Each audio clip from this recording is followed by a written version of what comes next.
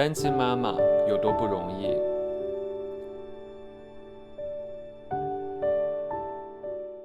那从今天的这期视频开始呢，我就打算从我的视角来回顾一下我从小到大，我和我母亲之间的一些经历和故事。那第一个绕不开的话题呢，就是离婚的这件事情。我呢是一个单亲家庭长大的孩子哈，从小到大就是跟我妈这么相依为命成长起来的。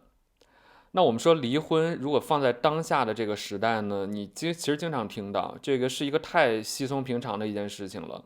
那如果我开一个不是很恰当的玩笑哈，就是说，如果你说你没离过婚，可能你都不好意思说你懂得婚姻，或者你懂得怎么经营婚姻哈。但这件事情如果放到30年前，那确实是一个比较大的新闻事件，是比较少见的。而且从技术上来讲，这个离婚的难易程度来讲的话，也比今天的这个时代要难得多。因为30年前的话，如果你真的要离婚的话，其实是需要双方男女双方的单位的同意的。然后呢，得去到这个民事法庭上完成整个一系列的这个法律程序，你才可以说我结束掉了我的这个婚姻哈。另外一个点呢，是我们的生活环境。我呢是一个大院长大的孩子哈，就是说跟现在相比的话，其实当时的那个人和人的距离是比较近的。那好的一点呢，就是说人情味儿会比较的浓哈，就是大家都认识谁是谁，谁家有什么这个家庭成员。那跟现在相比呢，大家都住在这个水泥森林里面，你可能甚至都不知道你的这个邻居对门是谁，对吧？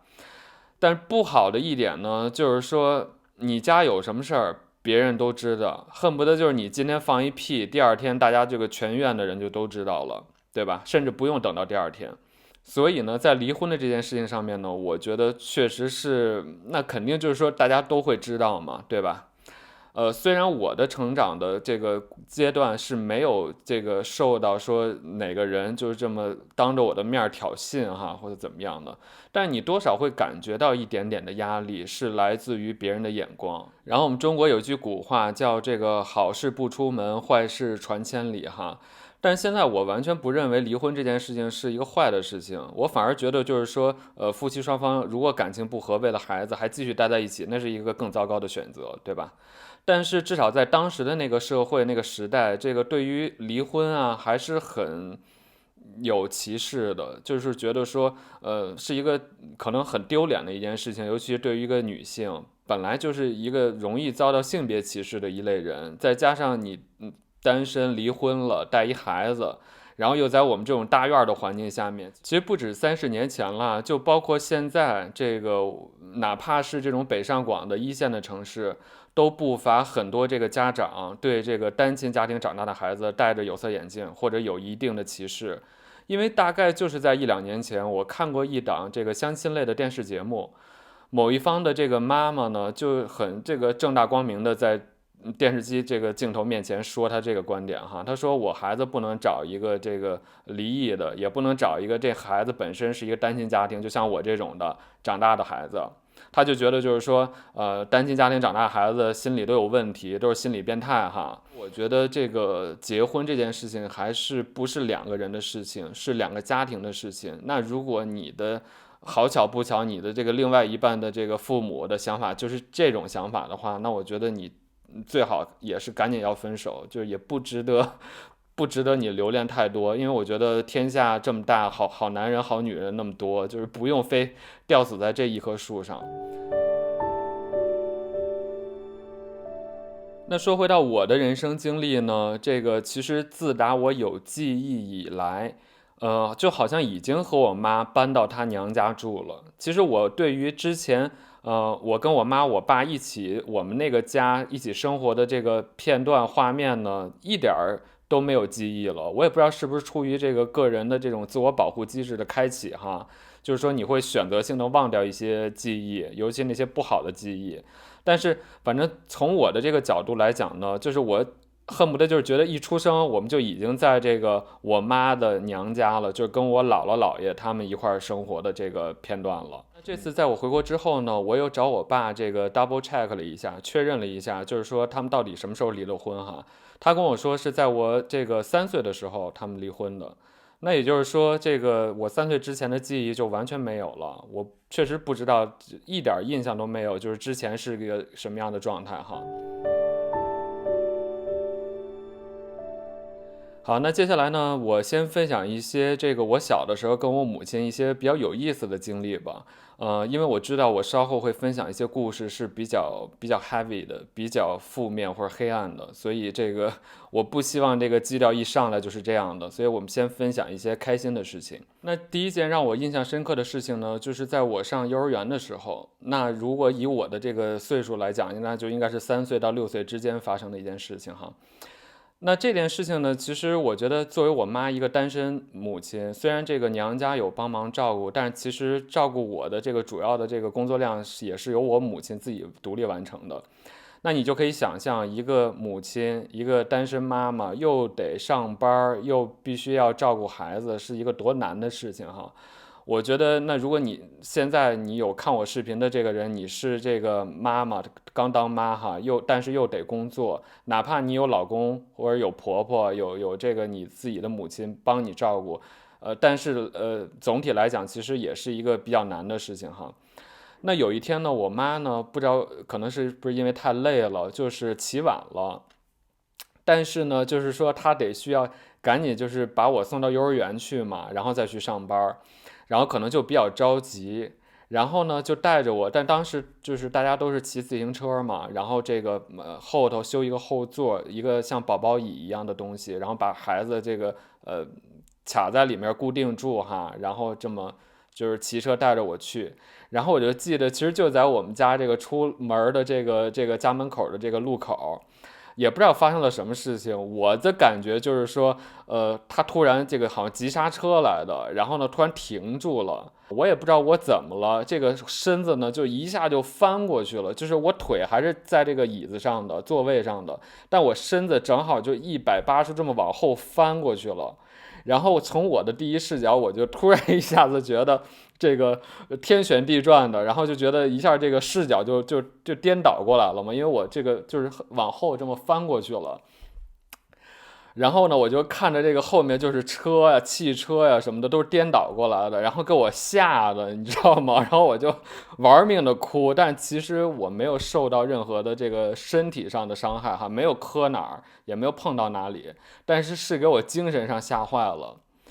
然后呢，我妈这个见状不对啊，她就想说，哎，算了，也就这样，也别给我送到幼儿园去了，因为她当时可能也害怕在路上再出到什么问题哈。然后她就把我这个直接掉头就回家了，然后搁到我这个姥姥姥爷家了。然后特别逗的是据我姥爷说哈，然后当时给我那个就煮了一包方便面，还握了2个鸡蛋。然后呢，好像就是全吃掉了，我也不知道为什么，我小的时候能有这么大饭量吗？反正听他们的那个口吻，就是说一点事儿都没有了，玩的好着呢。但这件事情，你知道我为什么能记得这么清楚吗？就是因为这个，我不知道大家有没有这种经历哈，就是咱们在长个儿的时候会这个蹬腿，会这个就突然这么窜一下，就是骨头可能在有变化吧。然后呢，我就会关联到我当时这个上幼儿园的时候，我妈急刹车，然后我这个脑袋翻过去的那个画面，就是我小的，就是我也不是小的时候，就是我这个长个儿的时候，我一蹬腿，我就想到的是那个画面，就嘣一下，然后我就翻过去了。所以这件事儿我能记得特别清楚，虽然是我小的时候可能3到6岁发生的事儿哈，但我现在我都能记得住。所以这个是一个特别有意思的事情，其实也能体现出来，就是说我妈作为一个新手妈妈，作为一个单身的母亲，就是她工作跟生活，她不能是挺累的，我想也是挺烦的哈，她顾不过来，然后就因为起晚了发生了这件事情。然后接下来这件事情呢，就是可能我就上小学了，但是也是需要我妈去送嘛。然后呢，就是有一天是这个冬天，北京下大雪哈，然后呢，可能路面上也有冰，然后呢，这个当时好像没起晚，就是不着急的状态，但是架不住那路上冰滑呀。然后其实我已经是离学校比较近了，但是我妈那个可能一个转弯的时候，然后就摔倒了，然后我跟我妈就全都飞出去了。其实我说这么多这个比较有意思的事情呢，就是想表达说，虽然我是这个单亲哈，然后我妈一个人把我拉扯大很不容易，确实也有很多的这个困难，但是其实生活中呢不缺少这种小确幸，或者这种挺开心的、挺搞笑的事情的。其实我就觉得也有很美好、很快乐的时候的，对。然后我现在这个回想哈，我妈给我这个其实最大的两个关键词就是善良和坚韧。就是善良这个事儿，其实我觉得也是我的一个基本的人的这个价值观的一个组成部分。就是我妈一直说让我做一个善良的人，包括她自己也是一个比较善良的人。呃，有很多体现了，但这里面我就说一点吧，就是说，她跟我爸分开的这个事情，这个分开，而且他们的分开，我后来才了解到是很不愉快的哈。但是呢，这个在我小的时候有记忆以来，他从来没有在我的面前说过我爸不好，什么难听的话都没有说过。而且他，这个在我这个逐渐长大的时候呢，他还让我跟我爸有见面呀，然后有一块儿的这种就在一起的经历。所以我就觉得说，至少从这一点上面，你就其实可以看得出来，我妈其实是一个很善良的女人，她并不是一个很心机很多呀，或者是很有这种搞阴谋诡计的那种人，她肯定不是这样的。那另外一个关键词呢，就是坚韧，就是我觉得就是也是跟我的这段经历有关嘛，就是说你说她一个女人。这个多不容易啊！这个带着一个孩子，一个所谓的这个拖油瓶儿哈，然后包括他后来他也没有再结婚、再重组家庭，他都没有，就是我们两个人。然后我就觉得她真的是很坚韧，有很多这个中国的传统女性这个特别好的那种品质。而且呢，她是一个50后，其实我觉得他们那代人吧，都其实挺不容易的，就是他们经历了，由于历史因素吧，经历了很多很不好的时期，然后这样长大的，这样成长起来的。然后呢，他，也跟我说他，你看他都没有想过要自杀，然后呢，还是这么着长大的，然后最后带着我这么难，他都没觉得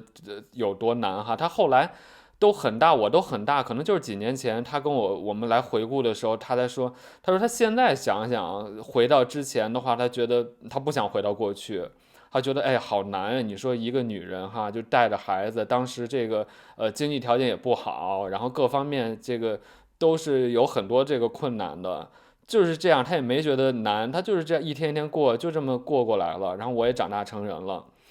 但是他就说让他当时再回到这个我小的时候再重来一遍，他说他不要，他觉得太辛苦了哈。你说其实现在对一个我们说这个时代对一个单身母亲来讲，这个都是一个很难的事情，你就更别说那个时代了。再加上他是经历了很多这个历史事件，而且是不是很美好的那种时期哈，都过来了，所以你就可以看得出来，我妈真的是一个很坚韧的一个人。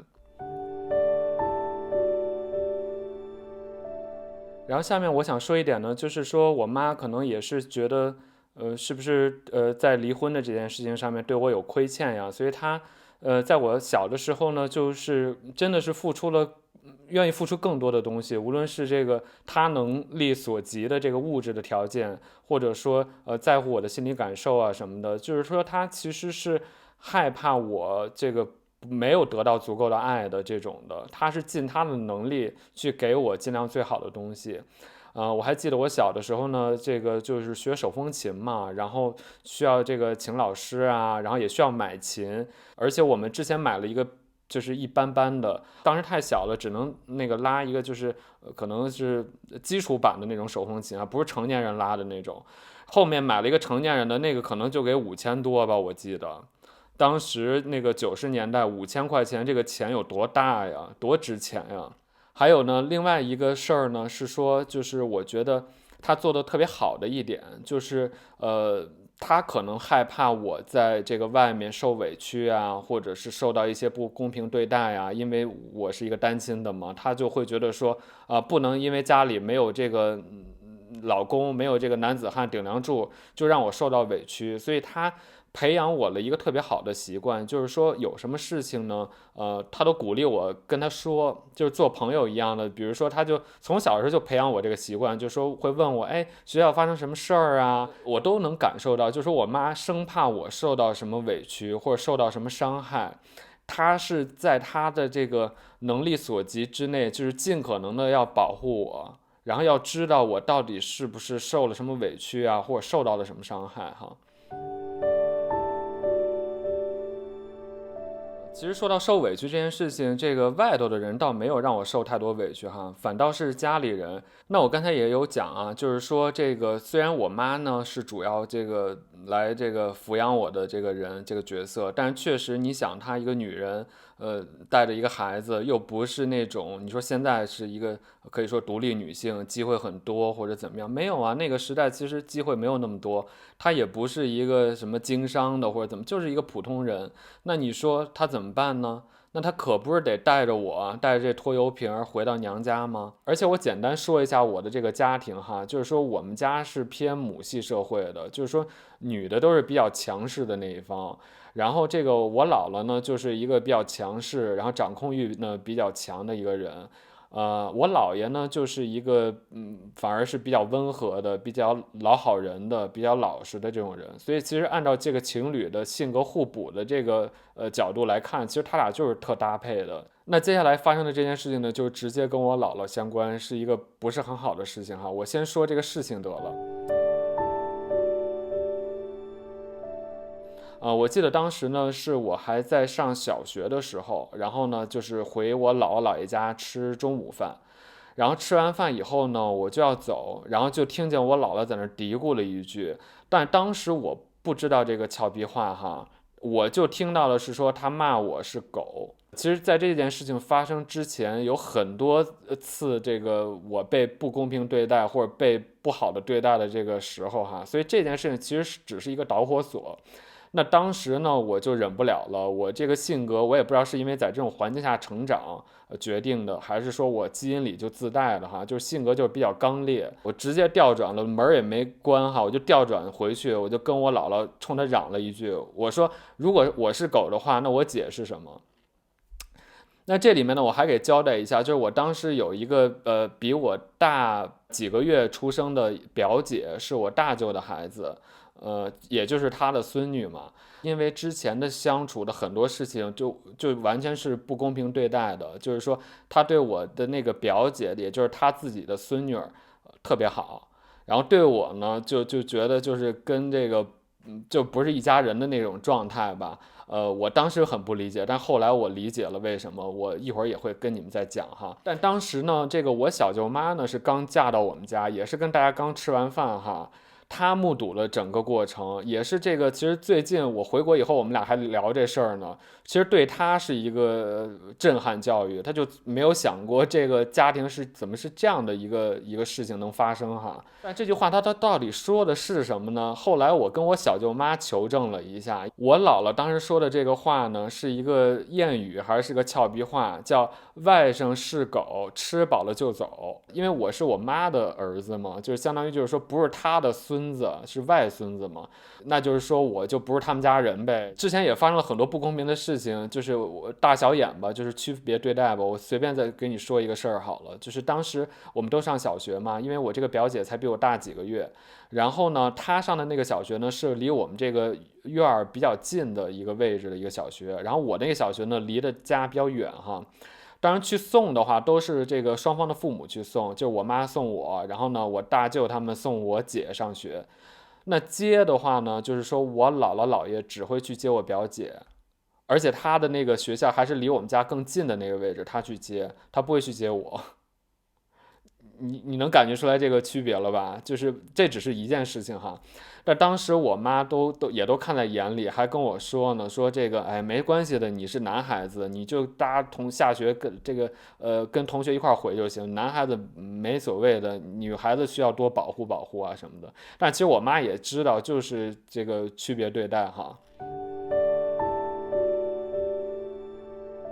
那这里面呢，就稍微得说到这个我的这个家庭成员的结构哈，就是我妈是他们家的长女，然后她有两个弟弟，就是我的大舅跟小舅。包括其实我最早视频也说过哈，就是我跟我妈跟我姥姥其实就不是特对付，就是一辈子相爱相杀哈。那第一点呢，就是说这个我姥姥其实有一点重男轻女，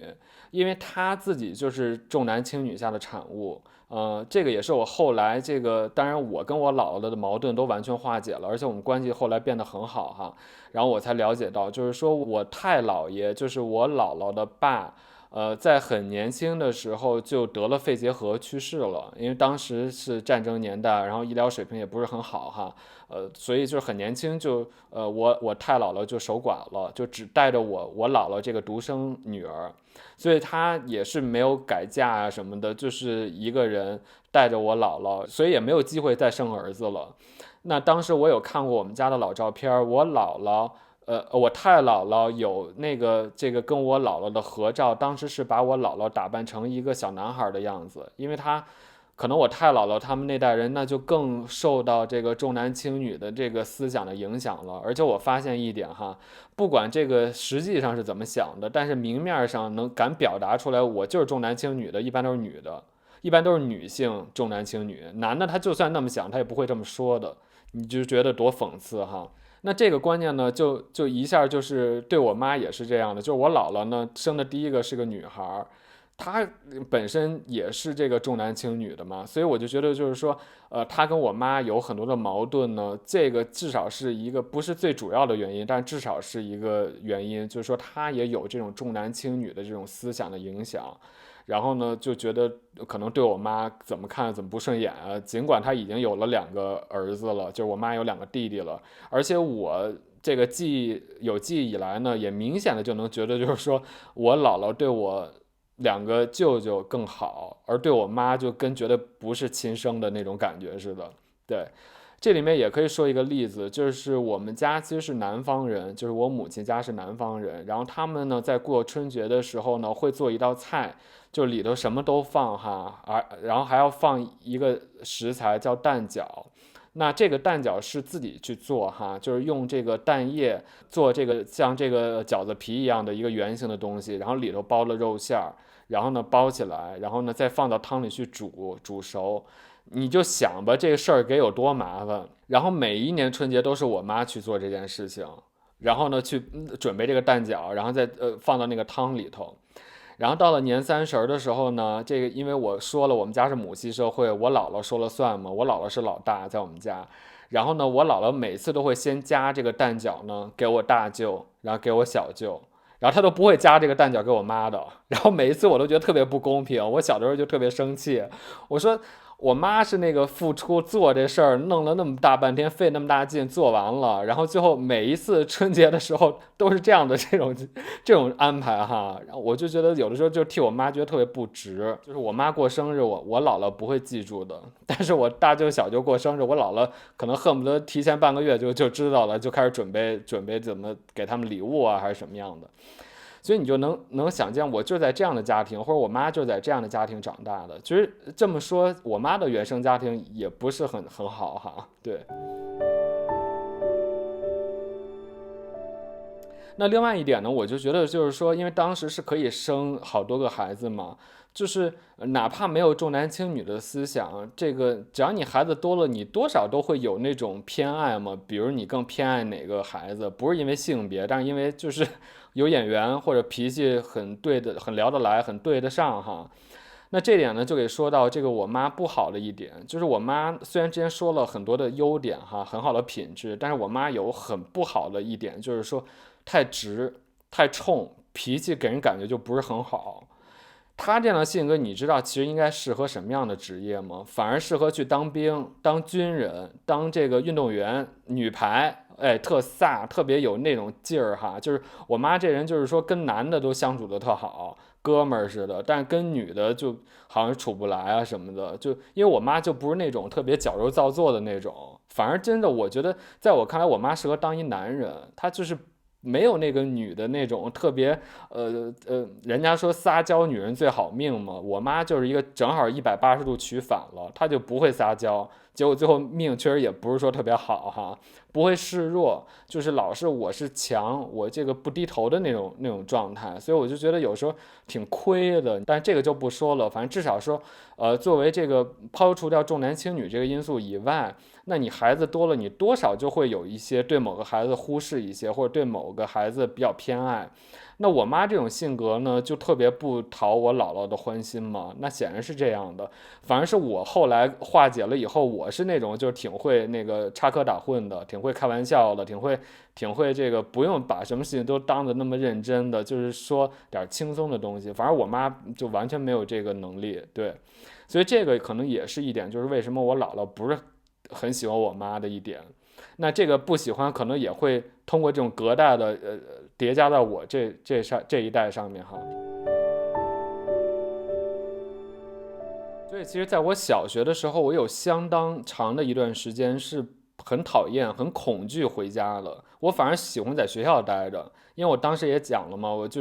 我在学校就老抛头露脸，属于一个像风云人物一样的了。确实是这样的，因为确实发生过有人，比如我上初中了以后，我们是一个小学来的嘛，但当时在小学的时候是不一样的年级、不一样的班级哈，我不知道对方，但对方就知道我有我这么一号人存在，因为我老抛头露脸嘛，就说，哎，你其实，在我们小学的时候还是一个风云人物呢，对，所以我其实小学的时候，我其实很享受在学校的时间。我回到家以后呢，就是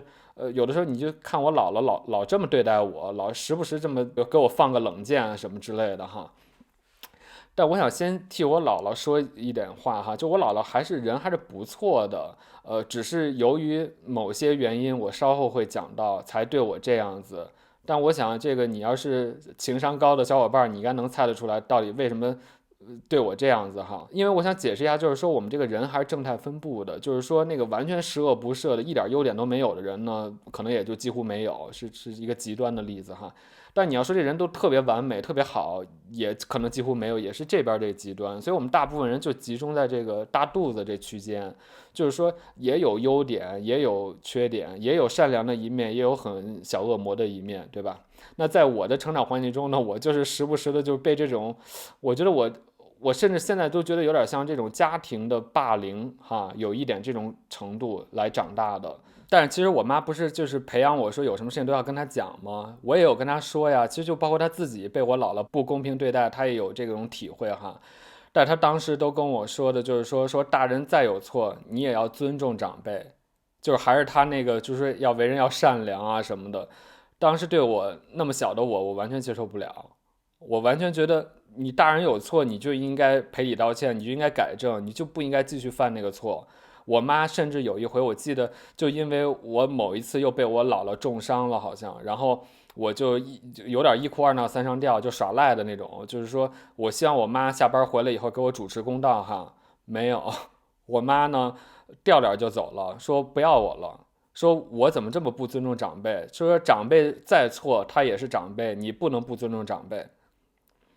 那这样的事情的发生呢，就让我的完全我的世界就崩塌了。因为我最爱的、最信任的我妈，竟然选择不要我，而且不要我的原因是因为我姥姥又霸凌过我，然后让我很委屈，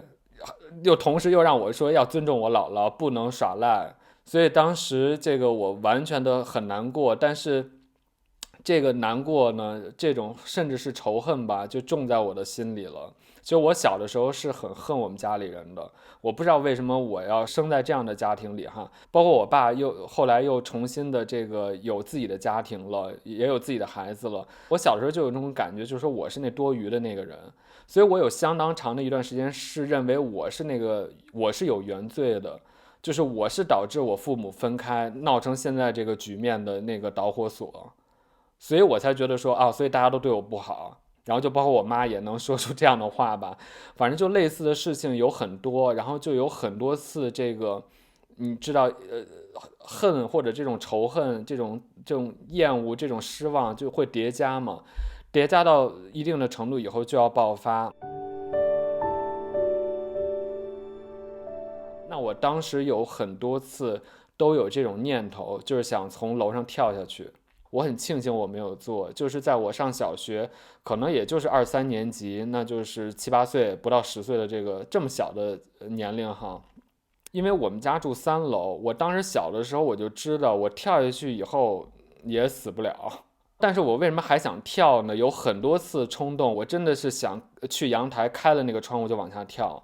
但当时我并没有想结束掉自己的生命，我只是想说，因为我才小学，我一个孩子，我就是有点这种无声的抗议哈。我能干什么呢？你说我真能拿着刀子把我们家里人全杀了吗？我也没有那能力啊，对吧？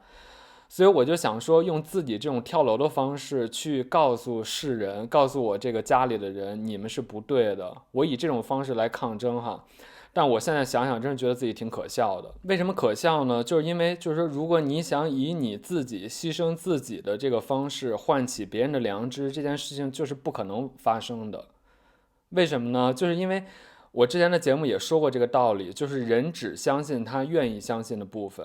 那假设我小的时候我真的跳楼了，我想的是让大家警醒，唤起他们的良知，意识到这种家庭暴力、这种家庭霸凌的存在哈。他们肯定不会这么想，他们肯定会觉得说，哎，你看吧，我就觉得那单亲家的孩子心理扭曲，有心理问题，就会违法犯罪。你看，这还真的干了这个要企图自杀未遂的这件事情了，就更坐实了他们之前那想法了，对吧？因为多数人都不会说自己有问题，不会反省自己的，都觉得别人有问题，对吧？所以得亏我没做这件事情，做了以后，第一起不到我的那个原有想法的那个作用、那个目的；第二，反而坐实了人家认为单亲家庭的孩子就是有问题，就巴不得可能把我可能是不是要送到这个少管所呀，还是送到什么机构啊，或者看心理医生啊什么之类的，对吧？我觉得我今天举的例子已经很足以说明一切了，对吧？那这个，如果你要说看电视剧的话，有2部电视剧特别能这个体现出我当时的人生哈。一部就是我之前已经做过介绍的，就是这个《情深深雨蒙蒙》里的这个陆一平跟他妈相依为命哈。但是由于一些不可抗力吧，反正至少在 B 站上面，我这个视频被永久下架了，这个也没有办法，对吧？但是那个电视剧写的确实是有很多我的那个心理感受都是一模一样的。那另外一部电视剧呢，就是这个比较近期的这个《都挺好》里面的苏明玉。谢谢妈。这不就是我们家一样的情景啊？这就是我呀。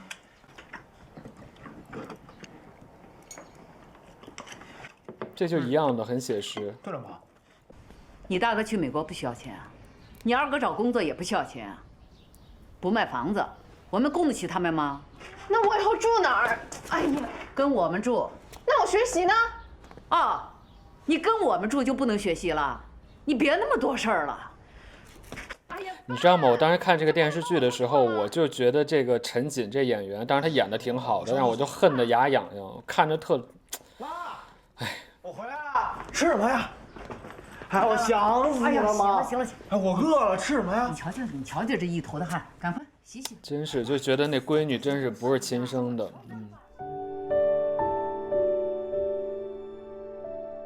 那我这个小学的时候想跳楼的这个想法呢，我谁都没有说过哈，一直到我都可能也就是几年前，我都这么大了，我才跟这个我妈，包括我也跟我爸说过这件事情，我才敢说。你知道为什么吗？我也不知道我是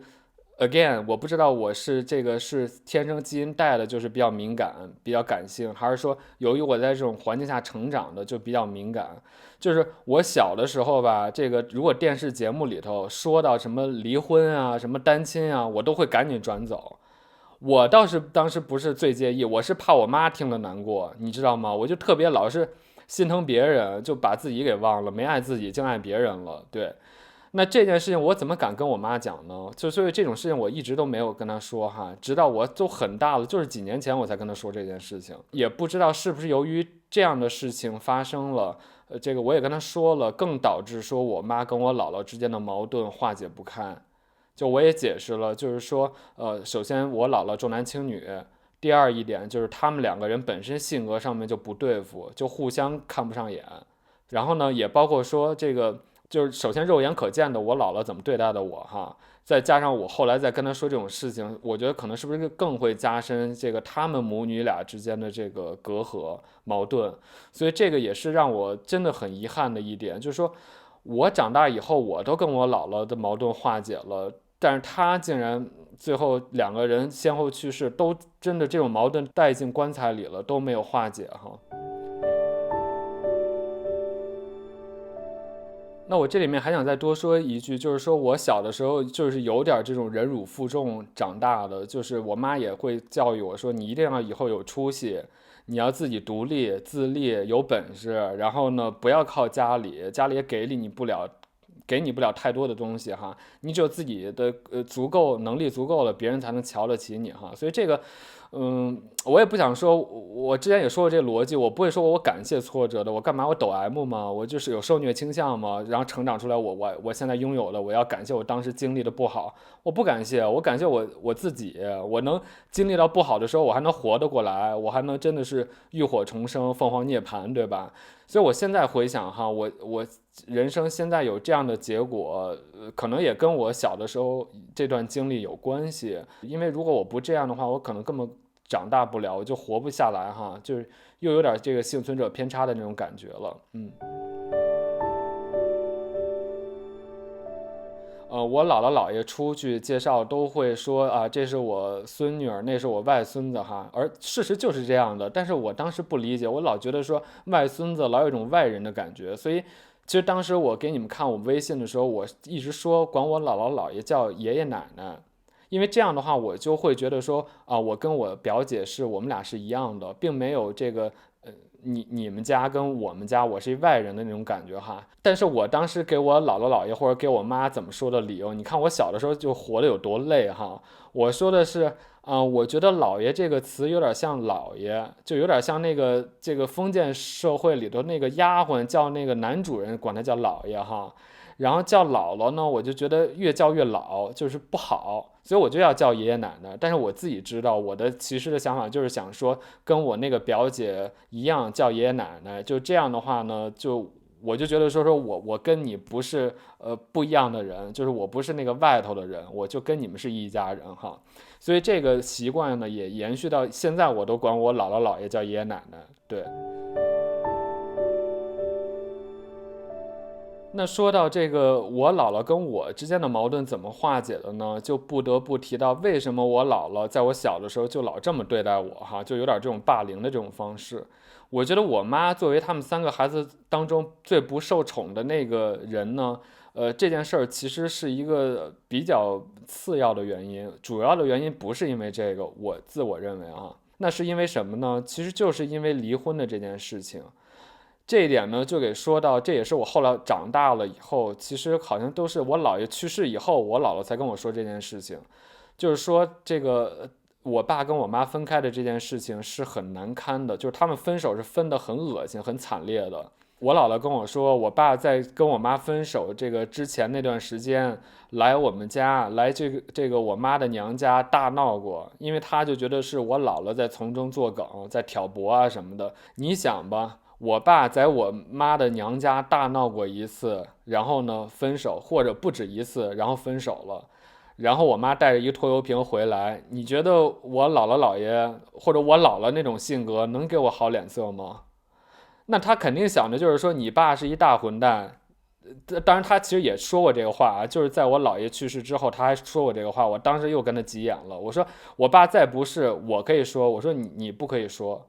你不要当着我的面说我爸怎么着，我说我要说你爸怎么是一混蛋，你乐意吗？对吧？就是几年前我都跟他吵过这件事情，你就可想而知他这个仇恨给有多深吧，对吧？包括我爸也是特别恨我姥姥，就是他们双方都是也完全化解不了，也是就是在我看来就是狗咬狗的这种状态。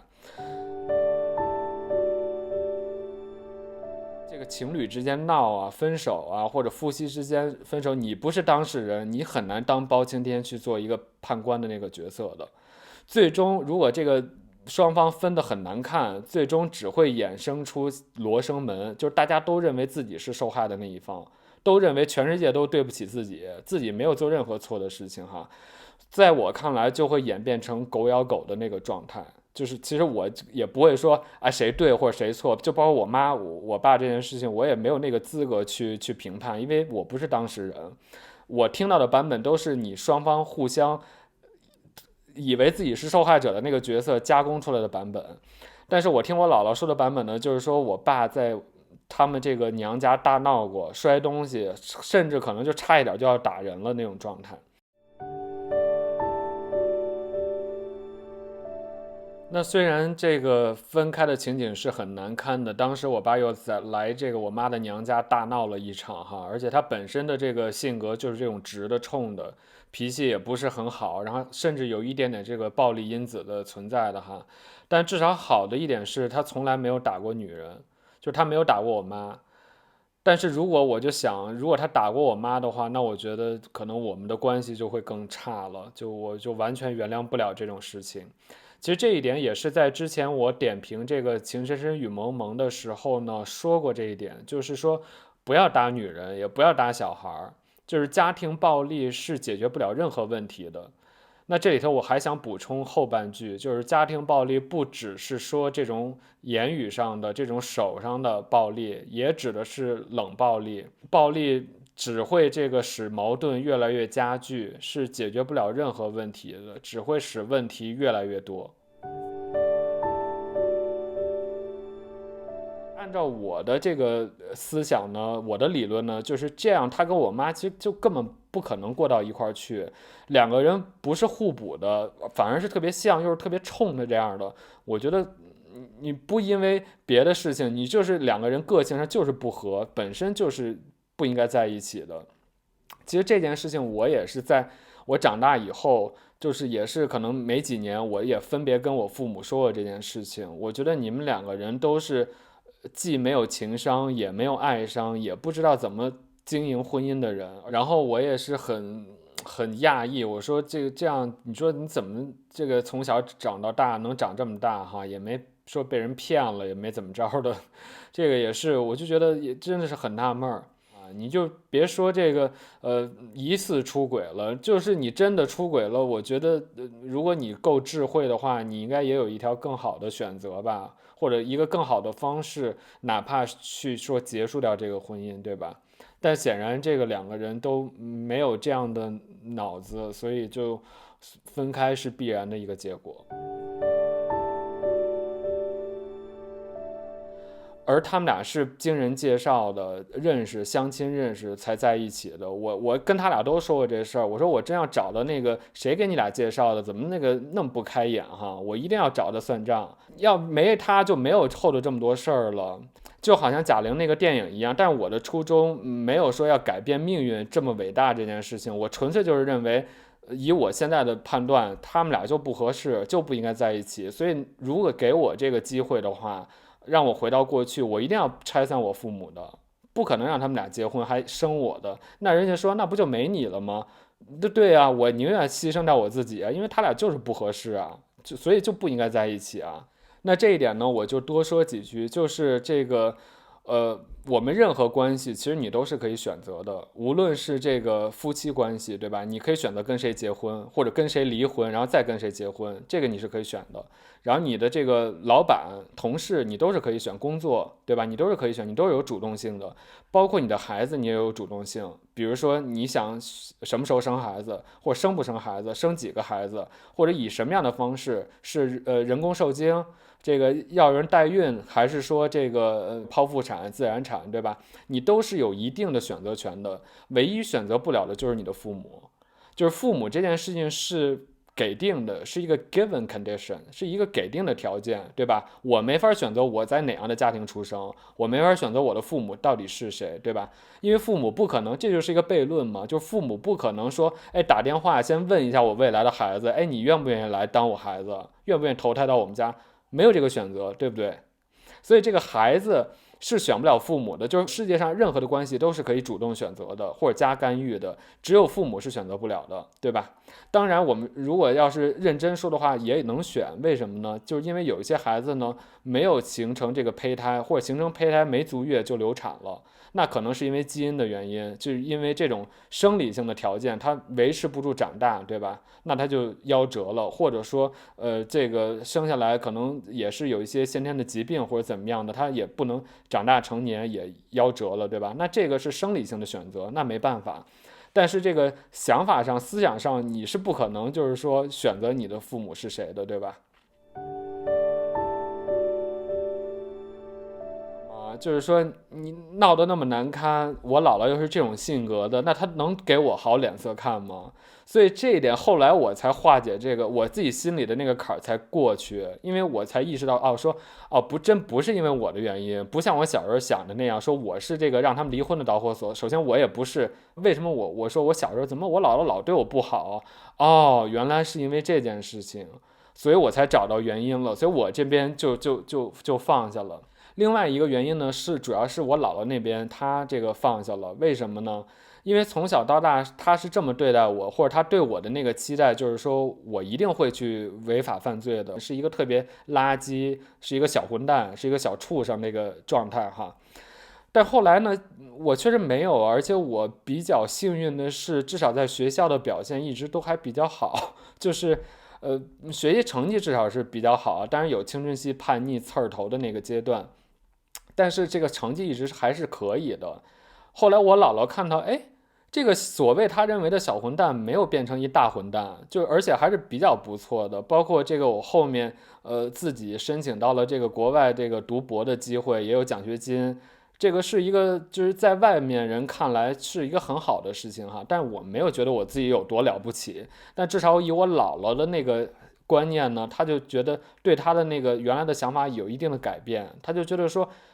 我这孩子还挺出息的，并没有这个像我之前说的，好像单亲家庭的孩子就一定得怎么着杀人放火才行，对吧？必须得违法犯罪才可以，并不是这样的。而且一个比较大的转变，明面上的转变呢，就是说之前那个我姥姥跟别人说，好像都不愿意提有我这个人的存在哈，可能他会觉得说我是一个单亲，是一个很不好的，不愿意跟人提。等后来呢，我这个越来越有出息以后呢，他就只提我了。他就说我这外孙子，有的时候连外孙那外字儿都不说了，就说我这孙子特别有出息，怎么着了，反正就满足他老人家的那个虚荣之心吧，可能是。但这点我不是很介意哈，反正我就是想表达的是说，他慢慢改变了，而且我也找到了原因，为什么是这样，就包括就是我姥爷先去世之后。我后面才回国嘛，然后呢，我把我自己的这个用这个软件整出来的各种丑照，我给我姥姥看哈，我姥姥还跟我说呢，说她一直就没笑我，直到我回来看见我，然后看见我给她发这种东西，她第一次笑，她说，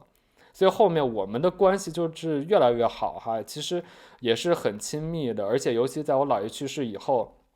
他一个人怎么面对今后的人生。其实这个是一个特别大的话题，特别沉重的话题，再加上这种空巢老人，比如说一个人先走了，另外一个人怎么样去生活，其实是很难的。所以在我姥爷去世之后，我还是更能的体会或者去尽我的能力去孝顺我姥姥，让我姥姥开心嘛，这样的一个状态。所以我想说的是，我很庆幸是我跟我姥姥这个矛盾完全的化解掉了，但是就是很遗憾的是，我妈跟我姥姥。就是到死到进棺材，这个都没有化解这个矛盾。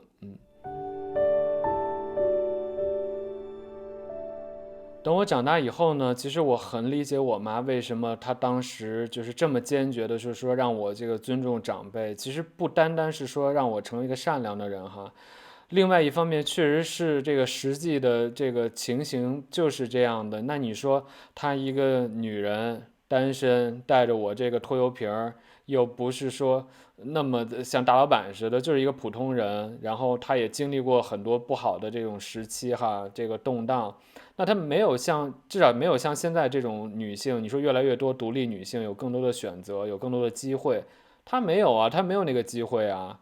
然后他也没办法选择自己的人生，那他离了婚，一个女人带着孩子，那他能怎么办呢？那可不就是回娘家吗？然后在娘家忍辱负重吗？那我妈也不是傻子，那她肯定能看得出来啊。这个我姥姥当时对她就是大小眼，那对我就更别说了吧，对吧？所以其实我真的，我大了以后，我就是完全释然了。我能理解，就是说为什么我妈当时在我受了那么大委屈，我跟她哭诉的时候，她不站在我这边，她还让我尊重我姥姥，尊重长辈。我真的是觉得，哎。这真的完全理解了，对，因为确实是给他的选择不多，那只能是这样。那这里面呢，其实我还是想聊一下离婚的这件事情哈。离婚本身呢并不可怕，但是这个父母双方怎么正视这件事情，怎么去跟孩子表达这件事情，我觉得是需要这个智慧的，或者说需要去学习怎么去说的。这一点上，在我这儿呢，就是其实是一个不好的例子，就是说我当时一直不知道为什么哈，也很好奇，因为别人家都是有父母爸爸妈妈一块带着去玩去，然后我呢永远是我妈一个人哈。我跟我爸当时有很长时间，因为他们当时刚分开的时候，肯定是双方的情绪都是比较浓烈的，可能我妈也不想让我见我爸什么的，就是我有很长的一段时间是没有见过我爸的，甚至是就是第一次见到了，也觉得好像虽然我知道这个人是我爸，我管他叫爸，但是其实是跟他是很有距离感的，就跟一个路上的陌生人没有什么太多的区别哈。但当时其实我一直就是不知道为什么会这样子，为什么我跟大家不一样，然后为什么我没有爸爸，为什么我爸不能经常来看我，或者说为什么我们不生活在一起哈。这一点上面呢，我觉得我妈或者是我爸都做得很不好，就是说他从来没有告诉过孩子，我们分开了，因为你不用讲具体的原因，但是你应该稍微解释一下到底是什么，对吧？也不至于说我小的时候有相当长的一段时间是因为我是那个原罪，我是那个不好的，一切原因都是由于我的出生造成的，属于一种自责，有的时候都想以这种跳楼的方式这个来表达我无声的抗议哈，就不会发生后面那些事儿或者想法了。所以这一点上面，我觉得是他们做的很不好的一点，就是说他们从来不正视离婚的这件事情，不跟孩子讲，也不跟孩子解释。另外一点，我觉得我父母做的很不好的一点呢，是等我稍微大了一点的时候呢，就两个人就来逼迫我说春节到底在谁家过，这点就让我觉得挺烦的。就是说他俩最后就会说啊，那你就让孩子决定。我当时就想的是，你们俩商量好了就行了呗，你为什么要把矛盾永远是你们的矛盾解决不了，然后让这个孩子去解决呢？我才多大呀！所以我觉得这个也是我现在想想回顾起来哈，我都觉得是他们俩做的特别不对的一点。